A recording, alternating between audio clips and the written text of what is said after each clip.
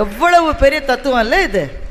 சில சமயம் நம்ம பண்ணுற வேலை வேஸ்ட்டுன்னு நமக்கு தோணும். தினம் காலையில் எழுந்திரிச்சு அதே மாதிரி பாலை காய்ச்சி, அதே மாதிரி தோசையை தட்டி, அதே மாதிரி இட்லிக்கு மாவு அரைச்சி, அதே மாதிரி ரசத்தை செஞ்சு, அந்த ஆள் முகத்தில் ஒரு சிரிப்பை காணுமே.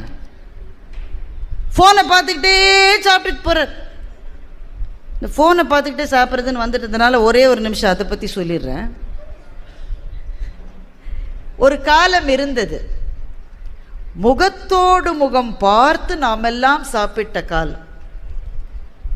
நம்முடைய முகத்தை பார்த்து நம்முடைய இலையில் யாரோ சோறு வைத்த காலம். இலையை பார்த்தல்ல, முகத்தை பார்த்து. எனக்கு போறோம்மா, என்ன போறோம், முகத்தில் இன்னும் சோர்வு இருக்கு, இன்னும் ஒரு கரண்டி போடு.